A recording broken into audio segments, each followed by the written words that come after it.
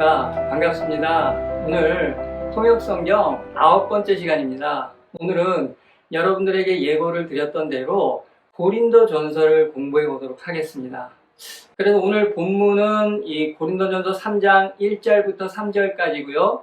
제목은 빵 대신 젖을 먹어야 했던 이유, 빵 대신 젖을 먹어야 했던 이유라고 정했지만, 사실 저희가 오늘 함께 공부할 내용은 이 고린도전서 후서를 볼 수 있는 그 문을 열어주는 그런 공부를 할 것입니다. 그러니까 여러분께서 앞으로 언제 어느 때 고린도전서나 후서를 펴보셔도 그 고린도전서의 후서에 나와 있는 그 배경들, 제가 항상 강조하는 부분이죠. 성경을 해석할 수 있는 힘이 되는 당시의 문화라든지 사상이라든지 가치관이라든지 그 도시의 어떤 도시며 누가 살았으며 이런 모든 내용들을 저희가 함께 오늘 공부해 보도록 할 것입니다. 그래서 그 배경을 바탕으로 해서 이 고린도 교회에 있었던 문제점들, 이 고린도 전서가 그거잖아요. 이 바울과 교회 공동체들이 이 사이에 주고받았던 이 편지글이죠.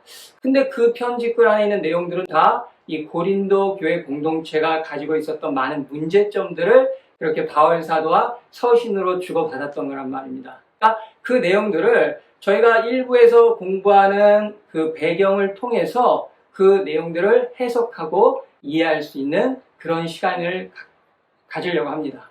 그리고 좀 더 크게는 저희가 오늘 공부하는 것을 통해서 이 고린도전서 공부를 통해서 신약의 이 고대 그리스와 그 로마의 그 배경이 되는 많은 그 가치들, 사상들, 그러니까 신약의 배경을 또 공부할 수 있는 그런 것들을 습득할 수 있는 그런 시간이 될 것 같습니다. 자, 그러면 당시에 이 고린도 교회에 어떤 문제들이 있었죠? 저희가 이 고린도 교회 문제들이 굉장히 많습니다. 그런데 그 문제들을 오늘 다 살펴볼 수는 없어요. 그걸 살펴보려면 너무 시간을 많이 요하기 때문에 모든 사건, 사고, 그 고린도 교회에 일어났던 문제들이 많이 있고 다 중요하지만 그 중에서 딱 4가지만 선별을 해서 오늘은 그 4가지만 공부를 할 건데, 그 첫 번째 사건이 이 교회 공동체 안에 분열이 일어납니다.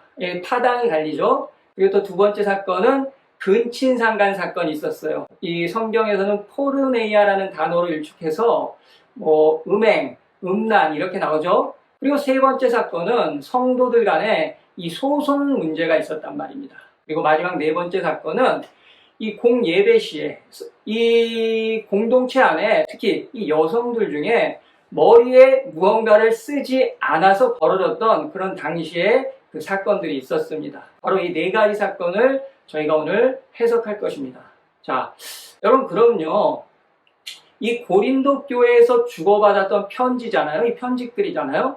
그리고 그 내용들이 다 사실은 이 고린도 교회에 있었던 문제점들이니까 좀 약간 부끄럽고 이 수치스럽고 그런 내용들이라고요.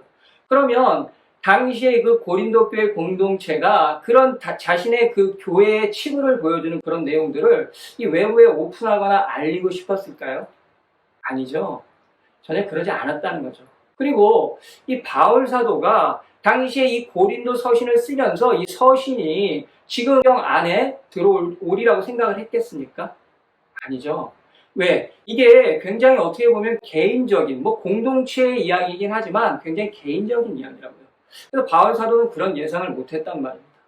그럼에도 불구하고 이렇게 성경 안에 고린도 전서가 들어와서 정경으로 채택됐다는 것은 우리 주님께서 그 시대의 교회에게, 그리고 지금의 교회, 그리고 그리스도인들에게, 그리고 앞으로의 교회에게 무언가 꼭 전해주시는 메시지, 이 진리의 말씀이 있다는 것입니다. 그러니까 결국에 저희는 오늘 이 고린도시에 가서 그 문화도 배우고 배경도 배우고 그 교회에 있었던 사건들도 알아보지만 그것을 통해서 바로 저희의 종착역은 주님이 저희에게 주시는 그 메시지를 들어보는 것입니다.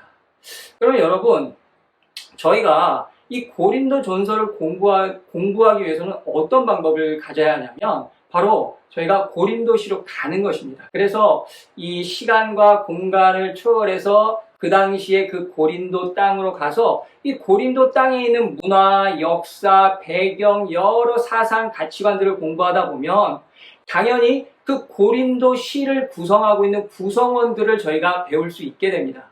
그러면 결국엔 어떤 결과가 나오냐? 고린도 교회를 저희가 들여다볼 수 있고 이 고린도 서신을 해석할 수 있죠. 왜? 이 고린도 교회가 어디에 있었어요? 이 고린도시에 있었죠. 그리고 이 고린도 교회 구성원들, 이 공동체가 누구였습니까? 바로 고린도 땅에 있었던 모든 고린도인들이 이 고린도, 그러니까 쉽게 말해서 고린도를 알면 고린도 교회를 알 수 있다는 것입니다. 자, 그러면 지금부터 여러분과 제가 그냥 함께 고린도시로 관광을 떠난다고 그렇게 생각을 좀 해보시면 좋을 것 같습니다. 그래서 오늘은 어떠한 격식이나 아니면 뭐 강의한 설교 틀에 딱 짜여서 여러분과 말씀을 나누지 않고 조금 더 좀 자유로운 분위기 속에서 좀 덜 정제된 언어로 좀 소통을 하면서 그렇게 천천히 말씀을 나눌 테니까 여러분께서도 항상 뭐 이미 준비하셨죠? 메모지와 그런 거 적어 놓으시면 또 유익하니까요. 오늘 굉장히 말씀이 긴 편이에요. 그래서 사실은 이 모든 말씀들이 전에 마지막 한 주처럼 1부와 2부로 올라갈 예정입니다. 1부에서는 배경을 공부하고요. 2부에서는 그 편집글을 해석하고요. 자, 그러면 이제 고린도시로 직접 한번 가보도록 하겠습니다. 여러분, 이 고린도 땅은요, 기원전 6500년 전부터 이 역사의 무대에 등장을 합니다. 근데 그때는 굉장히 원초적인 모습이죠. 원시적인 모습. 그럼 우리는 좀 더 가까운 시대로 와야 되는데 언제냐? 이 기원전 이 800년 전부터는 이 세계사 속에서 고린도라는 도시가 굉장히 유명한 도시가 돼요. 왜 그러냐면 여기가 지리적 요충지이기 때문에 이 세계사 지도를 펼쳐놓고 볼 때 딱 중앙에서 전 세계를 연결해주는 무역의 도시, 또 경제의 도시, 군사적 요충지. 그러니까 지리적인 조건 때문에 고대 때부터 이 고린도 땅이 굉장히 유명했단 말입니다. 그래서 세계 열강들이 이 도시를 놓고 그 안방 차지하려고 서로 싸움이 심했어요. 그리고 또 이 신화 속에서는 신들마저도 이 고린도 땅이 얼마나 금싸라기 땅이면 그 땅을 놓고 신들이 투쟁을 했다는 것입니다. 그러면 시대를 조금 더 앞당겨서 바울 시대 가장 최근 시대부터 저희는 볼 건데 이 BC 146년부터 보겠습니다. 그 당시에는 이 고린도의 주인이 누구였냐면 로마였습니다. 그 146년에 어떤 일이 있었냐? 이 로마의 장군인 루키우스 문미우스라는 사람이 있는데요. 이 사람 굉장히 유명한 사람입니다, 여러분. 그러니까 로마의 집정관까지 지낸 사람이에요. 지금으로 보면 대통령 같은 위치죠. 그런 아주 유명한 장군이 있는데 당시 이 고린도 땅이 로마에 대항하는 이 에게해 동맹이라는 것이 있었어요. 그 에게해 동맹의 주축을 이루는 게 고린도였어요. 그러니까 루키우스 문미우스가 고린도로 뿅 하고 가서 이 고린도를 완전히 폐허로 만들어 버립니다. 잿더미로 만들어 버려요. 그때 이 고린도 땅에 있던 남성들은 거의 다 죽고요. 이 여자나 아이들은 대부분이 노예로 팔려갑니다. 그래서 이 역사가들이, 그러니까 뭐 이 시간에 역사도 좀 배우셔야죠. 이 루키우스 문미우스라는 사람을 후대 역사가들이 어떻게 평가하냐. 자, 제 말이 아니라 당시에 그 역사가들의 그 루키우스 문미우스에 대한 그 평가가 나와 있는 그 문헌을 제가 그대로 한번 읽어드릴게요. 한번 들어보십시오. 문미우스는 최고의 전사였고 장군이었지만 예술과 문명을 퇴보시키는 문외한이고 야만인이었다. 문미우스로 인해 인류는 가장 귀하고 찬란한 예술품들을 너무나 많이 잃었다. 야, 여러분 이게 무슨 말이냐면요. 당시 고대의 찬란한 문화를 가지고 있었다고 했잖아요. 고린도시가. 그런데 이 문미우스가 이 도시를 잿더미로 만들면서 이제 다 만들고 나서 로마로 다시 귀환을 하면서 그 고린도시에 있는 여러 문화재들, 그러니까 지금으로 말하면 뭐 영국 대영박물관이라든지 프랑스 르브르 박물관에 안치되어 있어야 마땅한 그런 문화유산들을 다 가지고 이 로마 본토로 간 거예요. 근데 하필 그때가 겨울이었습니다. 그러니까 추우니까 이 야영지에서 군인들이 그 소중한 그런 문화유산들을 이 난방 연료로 다 사용한 거예요. 그러니까 이 루키우스 문미우스라는 사람이 얼마나 무식한 사람이에요. 그래서 인류가 그렇게 문화유산을 많이 잃었다는 거예요. 그리고 나서 한 세기 정도가 싹 지나요. 그래서 BC 44년이 돼서 여러분 그 로마의 황제 하면 누가 제일 먼저 떠오르시나요? 저는 율리우스 카이사르가 떠오르죠. 이 율리우스 카이사르가 그 해에 고린도 땅을 다시 재건합니다. 그러니까 작은 로마로. 근데 그 BC 44년이 역사적으로 또 중요한 이슈가 있었어요. 뭐냐? 바로 이 율리우스 카이사르가 원로원에서 암살을 당하던 해예요. 그러니까 자신이 죽던 해에 자신의 이름을 따서 고린도시를 재건시킨 거예요. 그러면 그 재건 1세대 개척자들이 있을 거 아니에요? 왜? 잿더미 상태로 한 세기가 지났으니까 거기엔 원주민들도 없고 어떤 귀족들도 없고 그렇단 말이에요. 그런데 그 1세대 개척자가 누구냐? 바로 이 율리우스 카이사르를 도와서 로마의 전쟁, 그 정복 전쟁에 함께 했던 그 군단병들 있죠. 근데 퇴역한 군인들, 이 전역한 군인들, 그 이방인이 됐건 로마인이 됐건 이 일정량의 토지를 나눠주고 또 이방인들에게는 그 로마 시민권까지 나눠주면서 고린도시의 새로운 도시를 개척하는 그런 개척민들로 보냈단 말이에요. 그리고 그런 군인들 말고 당시에 1세대 개척자들은 누가 있었냐면 사회적으로 신분이 굉장히 낮았던 사람들, 그러니까 이전에 노예 출신이거나 지금도 노예이지만 주인을 따라서 같이 옮긴 사람들이죠. 그런 사람들이, 그러니까 굉장히 하층민들, 그런 사람들이 이 고린도 시를 다시 재건하는 1세대 개척민들이었어요. 그런데 원래 도시 자체가 요충지였기 때문에 얼마 지나지 않아서 그 땅으로 장사하는 사람들도 모여들고 여러 정치 지망생들도 모여들고, 그래서 결국에 나중엔 도시가 부유해지죠. 자, 그러면 왜 이제 집중적으로 왜 고린도가 세계 역사 속에서 최고의 도시로 알려질 수밖에 없었나? 아니, 어떤 특색과 장점들이 있었길래 이 열강들이 서로 차지하려고 하고, 아니 신들까지도 그 땅을 탐냈나? 그 이유를, 그러니까 고린도의 특색을 하나하나 좀 알아보겠습니다. 자, 먼저요, 이 고린도시는 자연 환경이 신으로부터 선물을 받았다고 그래요. 왜? 이 토양과 토질이 너무 좋은 거예요. 그래서 고린도시가 아까 문화재를 많이 손실했다고 했죠. 이 도자기 산업으로 굉장히 유명했습니다. 그러니까 고대 여러 나라들에서 이 고린도시로 이 도자기 관광을 많이 왔단 말입니다. 그리고 고대에는 어떤 산업이든지 기반이 되는 첫 번째 자원이 뭐냐? 이 물자원이었어요. 이 물이 굉장히 흔할 것 같지만 실제로 이용을 하려면 굉장히 부족했단 말입니다. 그런데 이 고린도 땅에는 페이레네 수원이라는 원천지가 있어요. 그래서 1년 365일 물을 언제나 공급하는 거예요. 그러니까 식수뿐만이 아니라 모든 산업의 기반이 되는 그런 물 자원이 있었던 거예요. 그러니까 이런 물 자원을 중심으로 해서 산업이 계속 발달하는 거예요.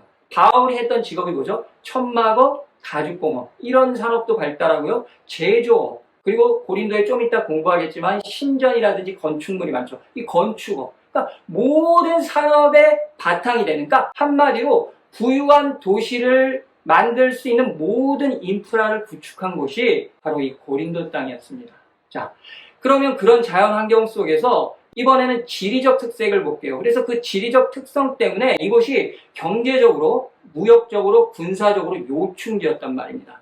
여러분, 당시의 세계관을 놓고 세계사 지도를 쫙 펼치면 이 세계사를 딱 중앙으로 갈라요. 그래서 십자가를 연상해 보세요. 십자가를 이렇게 십자로를 했을 때 바로 십자로의 중앙에 있던 게 고린도라고 생각하시면 돼요. 당시의 세계관에서는. 그래서 이 고린도를 해서 고린도를 중심으로 위쪽 지방은 그리스 본토하고 연결이 됩니다. 그래서 저기 마케도니아하고 연결이 되고요. 또 아래쪽 남쪽 지방으로는 이 역사서에 가장 많이 나오는 지명인데 이 펠로폰네소스 반도, 그리스의 하단이죠. 그쪽하고 연결이 돼요. 그러면 이 고린도 땅을 가장 빛내주는 두 항구가 있었어요. 이 두 날개 때문에 고린도가 이렇게 무역업이랑 경제적으로 부흥할 수 있었던 거거든요. 그러니까 한마디로 이 동쪽 지방은 어디하고 마주보고 있냐면요. 고린도 땅이 이 소아시아, 아시죠?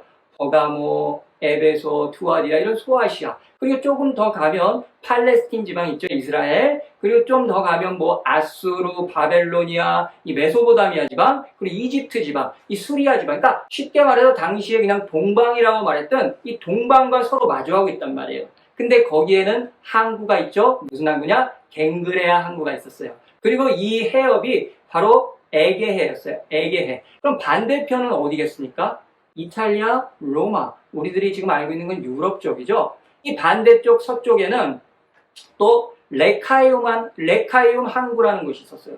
그러니까 이 고린도를 보세요. 세계사의 지도의 중앙에 딱 위치해서 이 서방과 동방을 연결해주죠. 북방과 남방을 연결해주는 거예요. 그러니까 이곳이 항상 경제적으로나 군사적으로나 그런 요충지가 될 수 있었다는 거예요. 왜 그러냐? 여러분, 당시에는요, 어떠한 운송수단이 있었죠? 배편이 있었죠. 그러니까 배를 타고 항상 만약에 무역을 한다고 생각해 보세요. 동방에 있는 문물이 서방, 로마 같은 쪽으로 가려면 배를 타고 지나가는데 항상 이 고린도 남단을 지나서 우회해서 갈 수밖에 없었단 말이에요. 마찬가지로 이 서방에서 동방을 가려고 해도 똑같았고요. 물론 전쟁도 마찬가지였어요. 정복 전쟁을 하려고 해도 이 고린도 땅을 꼭 지나서 갔단 말이에요. 근데 문제가 하나 있는데 그 문제가 뭐냐? 이 고린도의 가장 남쪽 부분에 있는 이 펠로폰네소스 반도 가장 하단에 보면 말레아 봉우리라는 곳이 있었어요. 그런데 이 봉우리가 항해하기가 너무 안 좋은 거야. 바로 요 해안을 지나려면 당시에 이 뱃사람들이 배를 운항할 때 이 파도의 세기 그리고 바람의 세기를 측정하는 수치가 있는데 보퍼트 수치라는 수치가 있는데 그 보퍼트 수치가 5 이상이 돼버리면 배가 흔들거리고 안 좋으면 전복을 하는 거예요. 그런데 이 말레아항은 항상 그 보퍼트 수치가 5 이상이었다고 해요. 6이나 7. 그러니까 배들이 양쪽에서 떠나면 100이면 100 여기서 다 그냥 지나가는 게 아니라 여기서 전복되는 배들이 참 많았단 말이에요. 그러니까 위험을 안고. 그래서 당시에 뱃사람들이 관용어처럼 말하던 게 뭐냐? 말레아항으로 운항을 하느니 차라리 죽음을 택하겠다. 그럴 정도로 아주 위험한 항해였다고요. 그런데 이런 부분이 고린도를 통해서 해결이 됩니다. 여러분, 문화가 뭐죠? 육지를 뚫어서 백기를 만든 게 문화예요. 그러면 디올코스라는 게 있었어요. 뭐냐? 이거는 반대로 생각하시면 돼요. 해안을 막아서 토목공사를 해서 직선도로를 만든 게 바로 디올코스라고 이 라틴어로 끌어올린다라는 뜻이에요. 그러니까 쉽게 말해서 이 갱그레 항구에서 이 레카이움 항구 사이가 백길인데 거기를 토목공사를 해서 디올코스를 만든 거예요. 직선 도로를 만들어버린 거예요. 그러니까 이제 얼마나 항해하기가 좋겠어요. 예전 같으면 위험 요소도 있죠. 거기다가 글로 말레항으로 돌아가려면 거리로 하면 한 300km 이상이 되고 시간상으로도 일주일 가까이가 된단 말이에요. 그런데 이제는 뱃사람들, 무역하는 사람들이 그렇게 할 필요가 없는 거야. 디올코스를 이용해서 갱그레항, 그러니까 동쪽에 있는 동방에서 아시아 사람들이 가려면 갱그레항에 딱 가서 디올코스에다가 세금을 내는 거예요. 당시가 로마 속지였으니까 로마에 들어가는 세금이긴 하지만 사실은 고린도시도 배불려지죠. 그러니까 작은 배들 같은 경우에는 롤러를 이용해서 아예 배채로 저쪽 항구로 옮기는 거예요. 그리고 뭐 큰 화물 같은 것들은 거기서 내려서 다시 선적을 해서 옮겨가고. 그러니까 모든 상인들이라든지 이런 사람들, 당시의 무역이라든지 경제적인 중심지가 될 수밖에 없겠죠. 이 고린도시가 이런 장점이 있으니까. 그러면 또 하나 뭐냐? 이런 해상무역, 이 상업적인 이런 경제적인 이점이 왜 여기 더 중요하게 생길 수밖에 없냐? 보세요. 당시 아까도 말씀드렸지만 운송편은 이 배편 하나입니다. 배편 하나죠. 그러니까 뭐 지금처럼 만약에 어떤 비즈니스를 해요. 그래서 아무리 먼 거리라도 지구촌 개념이잖아요. 지금은 만약에 제가 미국이라든지 유럽에 가서 어떤 사업을 한다. 내일 무슨 약속이 있다. 그럼 비행기 티켓팅해서 자연스럽게 가서 비즈니스 보고 또 티켓팅해서 돌아오면 됐어요. 그런데 당시에 그랬나요? 아니죠. 당시에는 오직 이 배편만을 이용했는데 그 배편이 한 번 나가면 이 아시아에서 로마를 갔다 오려고 하면 최소한 몇 개월이 걸렸단 말이에요. 그럼 이 사람들이 이 고린도시를 경유하잖아요. 그런데 이 사람들이 그렇게 장사하는 사람들이 고린도에 갈 때마다 그곳에다가 이 잠잘 곳도 필요하겠죠. 그리고 뭐 또 이제 자신의 짐 같은 거 놓는 창고도 필요하겠죠. 또 여기가 고린도시가 그냥 경유하는 경유지뿐만이 아니라 많은 사람들이 모이잖아요. 세계 사람들이 동방이나 서방이나 여기를 거쳐가야 되니까. 그러니까 여기가 인종시장처럼 사람이 많이 모인단 말이에요. 응? 그러면 여기서 직접 물건을 판매도 할 수 있는 거예요. 상점도 필요하단 말이에요. 그래서 당시에 장사깨나 한다는 사람들은 갈 때마다 어떤 렌트를 하거나 그러는 게 아니에요. 이 고린도시가 한마디로 제2의 고향과 같아요. 그래서 집도 거기 있고 뭐 점포라든지 아니면 이런 창고 같은 거, 그리고 그런 걸 관리하는 노예들도 사둔단 말이에요. 이 장사하는 사람들. 응? 그러면 이렇게 해가지고 많은 사람들이 모여들으니까 여기가 인종시장이 되겠죠. 문화시장도 되고. 또 한 가지. 근데 이렇게 장사를 하다 보면 또한 남성들에게 문제가 하나 있어요. 그 문제가 뭐죠? 뭘까요? 그 문제가. 집과 오래 떨어져 있다 보니까 이 성적인 문제가 해결이 안 되는 거예요. 그래서 이 고린도시에 요즘 말로 하면 이 현지처들이 항상 있었단 말이에요. 그래서 여러분 항상 세계 역사 속에서 보면 이런 항구를 중심으로 발전하는 도시들은 그 항구에 발달하는 문화가 뭔지 아세요? 바로 음주 문화, 그러니까 술 문화랑 창녀 문화가 발달해요. 이 고린도시도 마찬가지였어요. 이 뱃사람들이나 무역하는 사람들이 부인과 너무 오래 떨어져 있으니까 이 성적인 해소를 어디서 했냐? 바로 부둣가에 있는 창녀촌이나 신전에서 했어요. 신전에서 어떻게 했나? 저희가 생각할 때 이방 신전이나 이런 건 저희가 레위기에서 배웠죠? 그 신전에서는 제사만 드린다고 생각할 수 있어요. 그러니까 짐승을 잡아서 그 피해 제사를 드리고, 근데 그렇지 않았단 말이에요. 그리스도교, 유대교를 빼고 나머지 이방 종교들은 거의 100이면 100, 이 신탁을 하는 그 순간에 이 남신도 있죠. 남성 신도하고 여사제라고 하는데 사실은 좋게 말하면 사제고 신전에 있는 성창들이죠. 그 여성들하고 신탁을 위해서 꼭 성행이라는 절차가 있었단 말이에요. 그러니까 이런 신전을 이용하거나 아니면 창녀촌을 이용해서 그런 것들을 다 해소했단 말이에요. 그러면 우리가 생각할 때 그 당시에 그 외부 사람들이 고린도시를 바라보는 입장이 어떠냐면 굉장히 성적으로 문란한 도시, 그리고 음란한 도시. 그래서 그 포르네이아란 말이 많이 사용되는 것처럼 음행의 도시. 막 이렇게 여겼단 말이에요. 그래서 당시에 고린도 이 땅, 특히 고린도 항구를 대표해주는 상징어가 하나 있었는데 그게 뭐냐? 코린티아 제스타이. 나중에 이 코린티아 제스타이라는 그 뜻이 고린도 사람들처럼 산다라는 그런 수치스러운 언어로 사용되긴 했지만 사실은 가늠하다라는 그런 뜻이란 말입니다. 근데 그 가늠하다라는 코린티아 제스타이가 그 고린도시의 이 상징어와 같았어요. 그리고 고린도시의 문화를 대변해 주는 것도 있었는데요.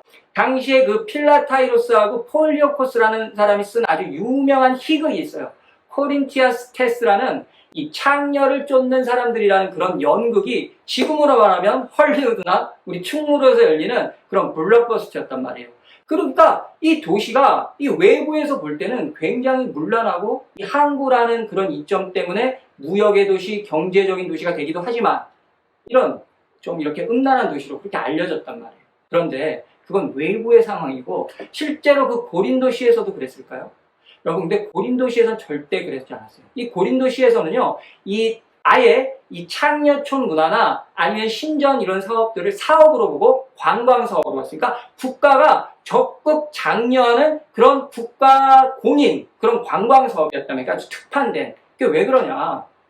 당시에는 앞으로 천천히 하나하나 말씀을 드리겠지만 모든 게 고린도시에 있는 모든 것들은 다 세금을 거둔단 말이에요. 근데 이 관광 사업의 하나인 이 창녀촌이나 신전에서 이 창녀들이 바치는 특별한 세금, 포르니콘이라는 특별한 세금, 이 세금이 엄청난 거예요. 그러니까 이런 세금을 많이 거두어들이니까 이게 국가가 그냥 공식적으로 창녀하는 거예요. 그래서 당시 고린도시에서는 이런 창녀촌 문화라든지 신전 문화가 뭐 도덕적으로나 윤리적으로 어떻게 지탄받거나 이렇게 평화되는 그런 문화가 아니었어요. 그냥 지금 아까 말씀드린 대로 국가가 장려하는 국가 공인 그런 관광 사업에 속했단 말이에요.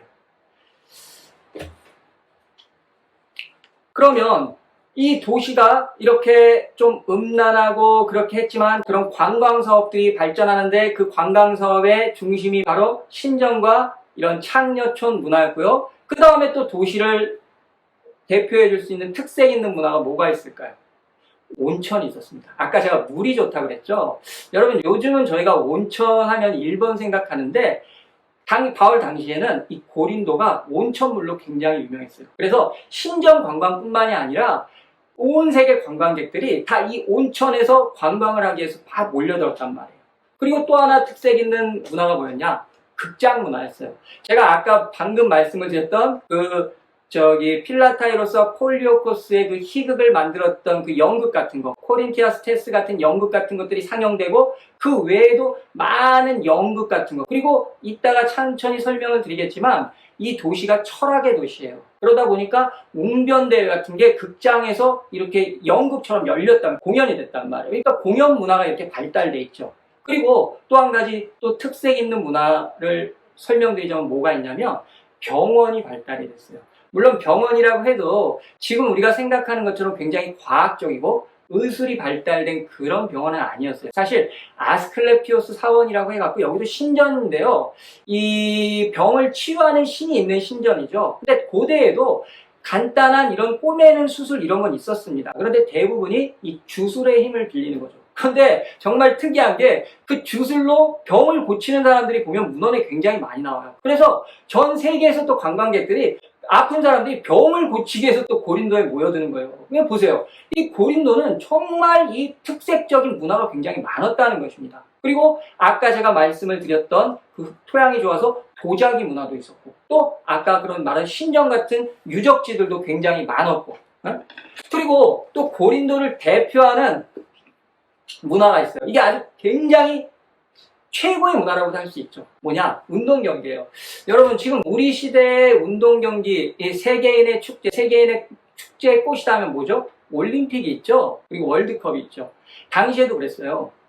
바울 당시에도 세계적으로 유명한 운동 경기가 대표되는 게 4가지가 있었거든요. 그런데 그 중에 한 가지가 바로 이 고린도가 관할하고 있는 이 이스트미아 지방에서 열렸단 말이에요. 당시에 고대에는요, 운동 경기의 명칭을 이 지역명을 따라서 그대로 줬어요. 그래서 여러분, 우리가 지금 알고 있는 그 올림픽 경기 있죠. 그것도 사실은 그리스의 아테네 지방 위쪽에 보면 올림푸스 산이라고 있단 말이에요. 그 올림푸스 산이 신들의 산이거든요. 그 신들의 산이 있는 지역이 올림피아 지역이에요. 바로 거기서 시작됐다고 해서 올림픽 경기가 된 거예요.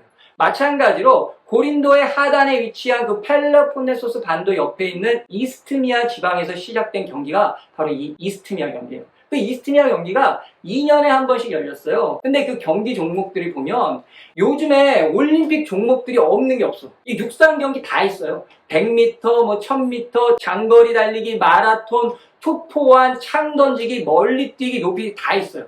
그리고 중요한 게 뭐가 있냐? 네? 우리가 잘 아는 거. 복싱 경기, 이 레슬링 경기, 그리고 굉장히 인기가 많았던 게 요즘 우리 안방극장에서 인기 많은 스포츠 뭐 있어요? 이종격투기 있잖아요. 이종격투기. 각종 작고 큰 프로모션들, 뭐 일본의 프라이드, 뭐 K1 이런 거 아시죠? 그 시초가 바로 이스트미아 경기 그리고 올림피아 경기에 있었단 말이에요. 이 판크라티온이라고 해서 이 그라운드 기술하고 그리고 이 스탠딩 기술 다 사용하는 거야. 복싱과 레슬링을 접목한. 이게 굉장히 당시에 관광객 세계 사람들한테 인기였단 말이에요. 그리고 아포바티콘이라는 전차 경주가 있어요. 여러분 배너 영화 보셨나요? 혹시 안 보셨으면 나중에 꼭 보세요. 그 배너 영화에 나오는데 2인 1조가 돼서 막 전차 타고 말 타고 다니다가 옆말로 막 뛰어넘고 이런 아포바티콘이라는 굉장히 위험하지만 굉장히 인기 많은 그런 종목이 있었어요. 그리고 당시 모든 스포츠를 통틀어서 최고의 인기가 뭐였는지 아세요? 여러분 글래디에이터라는 영화 아시죠? 제가 항상 영화를 좋아하니까 이 영화에서 이렇게 연결이 되네요. 그 글래디에이터에 보면 검투사 나오잖아요. 바로 그 검투사가 당시에 사람들에게 최고의 인기였단 말이에요. 그래서 우리가 이런 미드 같은 데 보면 검투사 영화 그런 시리즈물이 많잖아요. 왜냐면 그게 당시의 문화 중에 최고였어요. 이 스포츠 문화 중에.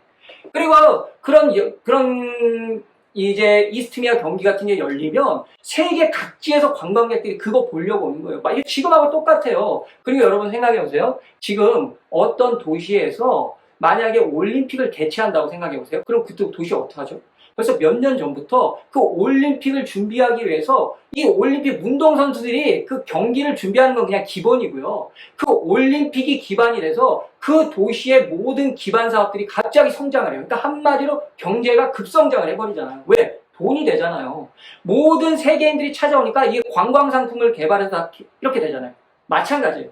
당시 이스트미아 경기가 열리잖아요. 그러면 이 전 세계에서 운동 경기 선수들을 보러 오기도 하지만 대부분의 기념품이라든지 그 고린도시에서 이스트미아 지방에서 발행한 모든 그러니까 상점이나 가판대 지금으로 따지면은 어떤 시장 같은데 장이 쓰잖아요. 왜? 이렇게 지방에 가보면 장 쓰면 막 거기에 가판대들이 그거 연상하시면 돼요.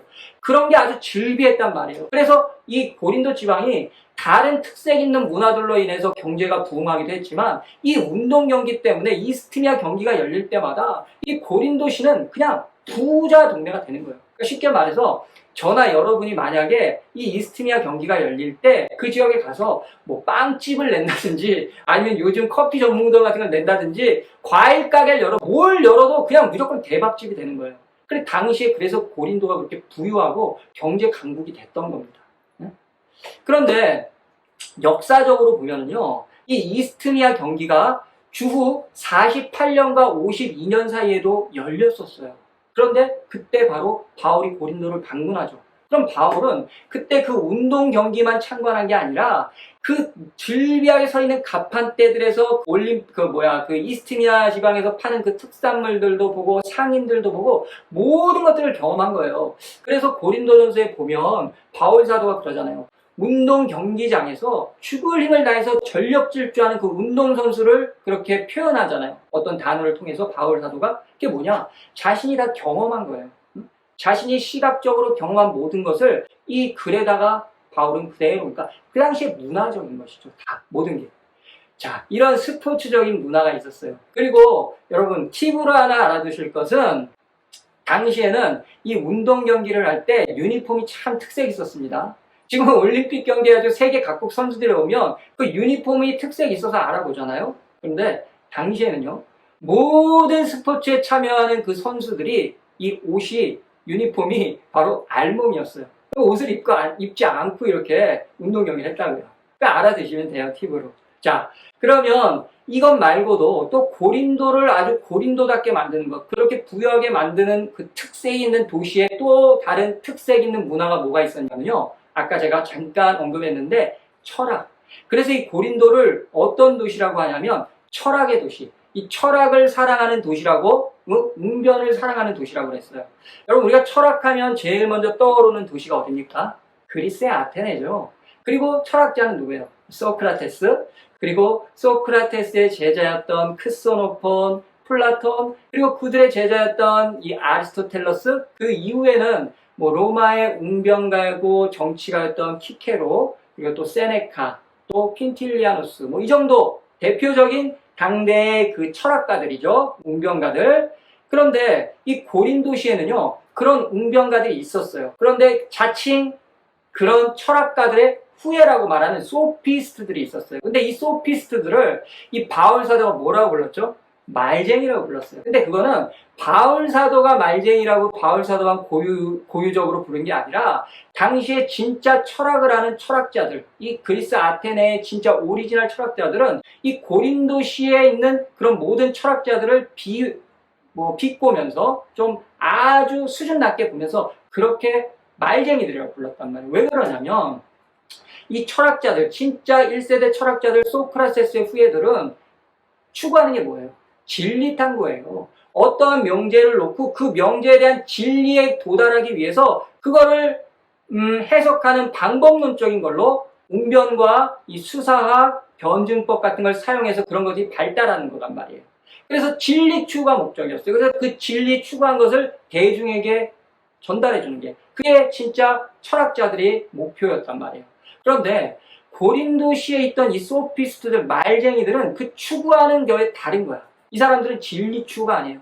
쉽게 말해서 이 사람들은 인기를 먹고 사는 거예요. 그러니까 추구하는 게 돈과 명예였어요.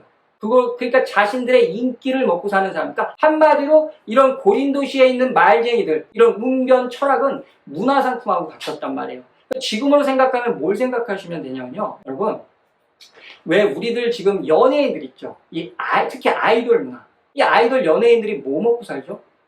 인기 먹고 살잖아요. 인기가 끝나면 그 사람들 생명도 끝나잖아요. 근데 인기가 있으면 바로 이 돈과 이 명예 같은 것들이 찾아오잖아요. 그래서 우리 지금 문화, 텔레비전에서 나오는 이 TV에서 볼 수 있는 어떤 드라마라든지 영화라든지 거기에서 우리들이 선호하는 배우들 있잖아요. 우리 그런 배우들이 나와서 뭔가 노래를 한다든지 뭐를 하면 열렬히 환호하잖아요. 특히 요즘 문화에서 그 버스킹 같은 거 여러분 보신 적 있나요? 저도 가끔 봤는데, 그러니까 어떤 무명이든지 유명인이든지 어떤 도시의 광장 같은 데서 공연을 하잖아요. 노래를 부르거나 춤을 추거나 그러면 그 주위에 사람들이 많이 모여들죠. 그러면서 그 사람들 하는 거 보고 너무 잘하니까 막 환호하고 와 막 하고 그러잖아요. 그걸 우리가 연호한다고 그러잖아요. 근데 그 환호하는 분위기가 좀 강한 거, 엄청난 거, 그런 걸 연호한다 그러잖아요. 자, 그러면 당시도 똑같았단 말이에요. 당시에는 이런 웅변을 하거나 이 철학을 할 수 있는 장소가 어디냐면 이 아고라, 시장이라고 그러죠. 아니면 포rum이라고 해서 대광장, 고린도시에 있는 그런 곳에 많은 이 사람들이 공적으로 모이는 장소에서 이런 웅변가들이 굉장히 많았다는 거예요. 그래서 그런 사람들이 그 시장에서 장터에서 이런 데서 막 웅변을 하는 거예요. 손짓, 발짓, 몸짓을 다 써가면서 자신의 그 철학 사상을 막 얘기하는 거예요. 근데 진리추가 아니라 쉽게 말하면 자신의 옆에 있는 경쟁 상대, 이 소피스트, 다른 말쟁이를 깔고 뭉개는 거예요. 저 말쟁이가 막 인기가 많고 사람들이 막 모여있죠. 그러면 그 사람이 막 하는 말을 따라하면서 나는 저 사람보다 낫다는 것을 막 그 변증법이라고 할 수 있는데 그 수사까지 써가면서 몸짓 발짓 다 해갖고 거기 모여서 듣던 사람들이 또 자신에게 오게 만들고, 그러니까 이런 구조였단 말이에요. 그러니까 진리추가 목적이 아니라 오직 자신의 인기, 명예, 부, 그러니까 이게 관광상품이에요. 그러니까 쉽게 말해서 가짜 철학자들이죠. 그러면 여러분 제가 또 문헌을 하나만 또 소개해 드릴게요. 당시에 진짜 철학자였던 이 퀸킬리안과 세네카가 이 고린도시에 있는 말쟁이들을 보고 표현한 글이에요. 그대로 읽어 드릴게요. 거의 모든 경우에 고함을 지르고 손을 높이 들고서 목소리를 깔며 이리저리 몸을 움직이고 숨을 헐떡이거나 격한 몸짓을 보여준다. 사람들은 여기에 넋을 잃고 광분한다. 수사학과 웅변술이 마치 창녀처럼 대중적 스타들과 신전 지도자들에 의해서 공연에 지나지 않는 저속한 수준으로 전락해버렸다. 그들은 마치 운동선수나 가수들처럼 행동하면서 웅변적 과시와 감언이설로 청중들을 꼬드긴다. 그때 청중들의 반응은 열화와 같은 환호성과 도를 넘는 열광적 고함 소리로 화답된다. 여기에 따른 결과는 허영심과 텅 빈 자기만족감 뿐이다. 여러분 들으셨죠? 바로 이 마지막 문장이 중요해요. 텅 빈 자기만족감. 여러분 제가 아까 처음에 말씀을 안 드렸지만 이 고린도시를 대표하는 상징어는 아까 코린티아 제스타이라는 가늠하다라는 그런 음란한 것을 상징해 주는 것도 있지만 대표적인 게 뭐냐? 자기 만족, 그리고 자기 자랑, 그리고 무한 경쟁이 고린도시를 표현해 주는 이 언어였어요. 그러니까 자기 만족인 거예요. 그런데 이런 가짜 철학자들이죠. 그래서도 저희가 지금 들은 것처럼 손짓 발짓을 다 해가면서 그러니까 진짜 철학을 깎아먹는 가짜예요, 가짜. 그런데 고린도시의 당시의 그 풍조는 그런 가짜 소피스트들, 말쟁이들을 연호하는 풍조였단 말이에요. 누구든지 그런 소피스트들 중에 유명한 소피스트들이 있다면 그 사람을 자신의 인생의 파트너로 삼고자 하는 거예요. 왜? 명예와 수치가 이 삶의 최고의 덕목이 되는 그런 가치로 여겨지는 사회였기 때문에 누군가 그 말쟁이들, 가짜일지라도 자기 도시에서 아주 유명한 웅변가 철학가라고 한다면 그 사람을 자신의 명예를 위해서 인생 파트너로 삼는 거예요. 그래서 내가 후원하는 이 유명한 철학가가 있다. 쉽게 말해서 그리스 아테네에서 왔었으면 소크라테스의 친구라면 얼마나 명예가 있겠어요. 마찬가지였던 거예요. 그래서 당시에 이 지금 우리나라 부모들이 뭐 강남에서 좋은 학원 찾는 것처럼 당시의 부모들은 좋은 이런 말쟁이, 웅변가, 소피스트들을 찾아서 자기 자식들에게 보내는 거예요. 왜? 그들의 문화생을 만들기 위해서. 그런 이런 분위기였단 말이에요. 이 도시 자체가. 근데 중요한 게 뭐라고요? 가짜라고요. 진짜 진리탐구가 목적이 아니라 오직 자신의 인기만을 위해서, 명예를 위해서 경쟁해서 남을 밟고 일어서는 그런 문화가 바로 이 철학 문화인데 가짜 철학이었죠. 자, 그러면 뭐 저희가 지금까지 좀 많은 짧은 시간이었지만 많은 그런 고린도를 대표해 줄 수 있는 문화라든지 관광 상품이라든지 특색들을 봤어요. 그러면 마지막으로 저희가 하나만 더 볼게요. 뭐냐면 당시에 이 고린도를 기회의 땅이라고 했습니다. 왜 기회의 땅이라고 하냐면 세 가지 제도가 있었어요. 두오비리 선거, 그리고 제가 전에도 설명을 드렸는데 후견인 제도, 그리고 또 조합 제도라는 게 있었어요. 이 두오비리 선거는 뭐냐면요. 당시에 여러분 어떤 사람이든지 그 도시가 개척된 도시든지 아니면 기존에 있던 오래된 전통 도시든지 간에 신분이 갑자기 상승될 수 있는 방법은 없어요. 그 사람이 아무리 돈이 많더라도 자기가 노예 신분이었거나 종 신분이었던 사람이 갑자기 고위 관리가 된다거나 뭐 집정관이 된다거나 이런 일은 없다고 보시면 돼요. 그런데요, 예외된 도시가 하나 있었습니다. 그게 어디냐? 바로 이 고린도 땅이에요. 당시 고린도 땅은 이 신분이 이전에 노예였건 아니면 뭐 종이었건 뭐였건 간에 상관이 없어요. 신분이나 자기 출신 같은 건 중요한 게 아니에요. 이 땅은 왜 기회의 땅이냐? 만약에 이 땅에 와서 누군가가 경제적인 그런 우위에 서게 되잖아요. 그러니까 돈 맛을 한마디로 보잖아요. 사업 같은 거, 장사 같은 거에서. 그 두 번째 진로는 어디냐면 바로 정계에 진출하는 거예요.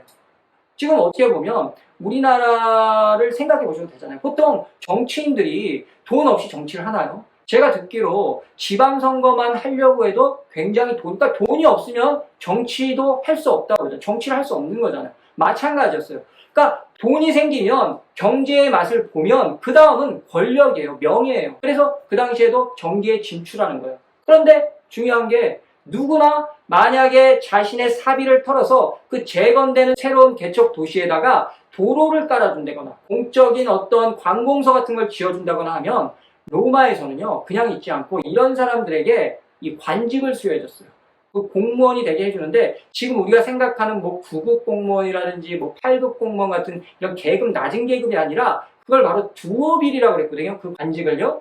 굉장히 높은 직이란 말이에요. 그래서 그 당시에 그런 일들, 관례들이 문헌에 많이 기록되어 있는데, 그 중에서 성경에도 한 가지 있는 게 있는데 뭐냐면, 성경에 에라스도라는 사람 들어보셨죠? 로마서에 그 시의 재무관이라고 그러는데, 그게 실제로 문헌에 나옵니다. 에라스투스가 도시의 도로를 깔아주고 그 도시의 재무관으로 등용이 됐다. 그게 뭐냐? 지금으로 말하면 시장 정도 위치 되는 거예요. 굉장히 높죠? 그 시의 경제권을 움직이는 사람이란 말이에요. 그러니까 아까 제가 처음에 말했죠. 정치 지망생들. 그런 지망생들이 고린도시로 막 모여드는 거예요. 왜? 정계에 진출할 수 있으니까. 나의 과거의 신분 그런 게 중요한 게 아니야. 내가 돈만 있으면, 내가 그곳에 가서 경제적인 맛을 보게 되면, 그래서 출세해가지고 내가 어느 정도 부유해지면 정계에 진출할 수 있는 거예요. 그럼 모든 걸 얻는 거죠. 그래서 기득권층이 되는 거죠. 이게 귀족 사회로 가는 거예요. 그러니까 신분 상승이 확 이루어질 수 있는 도시가 고린도 땅이었기 때문에 이 땅을 이렇게 기회의 땅이라고 했어요. 그리고 후견인 제도를 또 한번 보셔야 되는데, 이미 설명을 제가 다른 강의나 말씀 때 드렸죠. 하지만 중요하기 때문에 한번 더 말씀을 드릴게요. 이 후견인은 쉽게 말해서 기득권층이죠. 돈과 권력, 명예를 다 갖고 있는, 그러니까 어느 공동체에 있든지 이 사람은 외부적으로 더 영향력 있는 사람이에요. 그리고 그 사람을 중심으로 해서 많은 그 사람을 지지하는 사람들이 있죠. 이 후견인을 파트로누스라고 그러죠. 그리고 후견인 제도에서 나오는 그 의뢰인이라고 그래요. 사실은 클리엔스죠. 평민들, 그 후견인 밑에 있는. 근데 그게 지금 법적인 용어로 쓰이죠. 이 의뢰인, 클라이언트. 근데 그게 후견인과 의뢰인이에요. 그래서 이 지지자들은 이 자신들이 지지하는 이 후견인이 뭐 어떤 지방선거에 나간다거나 그러면 이렇게 지지를 해주고, 또 만약에 후견인이 고대의 기사야, 전쟁을 해. 그러면 같이 전투를 하는 병사들이 되는 거예요. 그러면 이 후견인은 이 사람들에게 뭘 제공해주냐? 쉽게 말하면 돈을 제공해주죠. 먹고 살 수 있도록 고대의 도시에서 경제적인 부분, 그리고 대외적인 부분까지 다 이 사람이 후견인이 책임을 져주는 거예요. 그럼 이 후견인 제도도 사실은 뭐냐면, 자기가 아주 유능하고 아주 권력가인 후견인을 가지고 자기의 그 인생 파트너로 가지고 있으면 자기의 신분 상승할 수 있는 그런 연결고리가 된다는 거예요. 그리고 또 하나, 이 조합제도인데요. 이 조합제도는요, 고대를 움직이는 사회체제였어요. 이 후견인 제도와 함께 양날개나 같아요. 뭐냐면 모든 게 공동체로 움직였단 말이에요. 이 유대사회도 사실은 모든 게 조합제도, 이런 공동체로 움직이지 개인적인 게 아니에요. 그래서 쉽게 말하면 그 고린도 땅에서 같은 도시에서 온 사람들이라든지 같은 인종이라든지 그 인종들이 모여서 하는 조합이라든지, 아니면 같은 직종의 사람들이 조합을 만든다든지, 아니면 같은 문화를 공유하고 종교를 공유하는 사람들이 조합을 만든단 말이에요. 그래서 뭐 바울 사도가 직업으로 가지고 있었던 그 가죽공, 천막 제조, 그럼 천막 그런 조합, 그리고 만약에 어업을 한다 하면 어업 조합, 그리고 뭐 과일 같은 거를 청과 그런 거 한다면 청과 조합. 이런 조합을 통해서 모든 사회 제도가 움직였단 말이에요. 근데 이 조합에서 하는 일, 중요한 일들이 뭐냐? 같이 섬기는 신에게 제사를 드리는 일도 하지만요. 중요한 게 뭐냐면 이 조합에서는 당시에 웬만한 민법에 관련된 사항들은 조합의 법으로 다 해결을 했단 말이에요. 이 조합 자체에서. 당시가 로마 법정에서 로마로 가져가지 않고. 그리고 당시 이방 땅이었기 때문에 중요한 문제가 또 하나 뭐 있냐면 장례 문제가 중요했어요. 그 땅에서 죽게 되면. 그래서 이 조합 안에서 그런 장례 절차도 다 같이 해줬단 말이에요.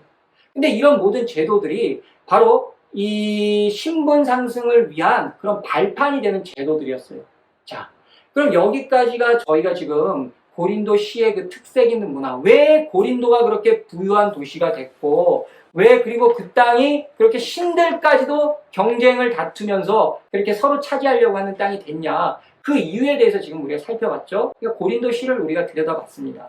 그런데 이 모든 내용들을 지금 하나로 한번 정리해보면요, 어떤 걸 촉발하냐 보세요.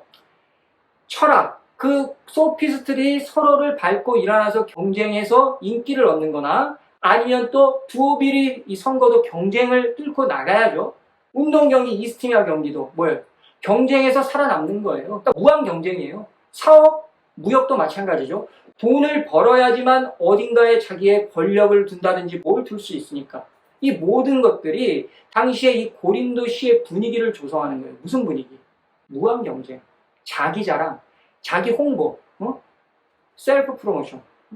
그러다 보니까 이게 도시는 생각해 보세요. 이런 것들을 계속해서 조장을 하다 보니까 도시는 부유해지는 거예요. 세계적으로 볼 때 세계 역사 속에서 굉장히 경제 강국이 되고 모든 도시들이 탐내는 그런 땅이 돼요.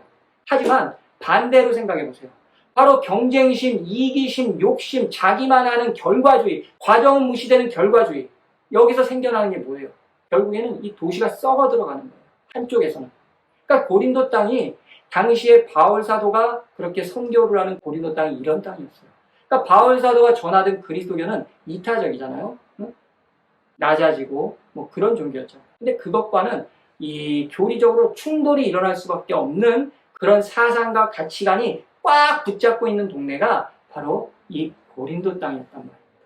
자, 그러면 저희가 중요한 거, 이 고린도 땅이 약간 성적으로 문란하다고 외부에서는 평가를 받았지만 당시 고린도시에서는 그것이 전혀 합법적인, 아니 차라리 국가가 장려하는, 그리고 국가 공인 창녀촌이나 신전들이었다는 거 그거 기억하시고, 또 이 고린도 땅을 대변해 줄 수 있는 그런 상징어는 무한 경쟁, 결과주의, 과정은 무시되는, 그리고 자기 자랑, 자기 만족, 자기 판촉, 그런 동네였다는 거예요. 자, 그러면 저희가 지금껏 공부했던 이런 내용들을 토대로 해서 이제 이 고린도 교회의 바울 사도와 이 고린도 교회 공동체가 주고받았던 그 서신서에 나오는 문제들을 한번 해석해보는 그런 시간을 갖도록 하겠습니다.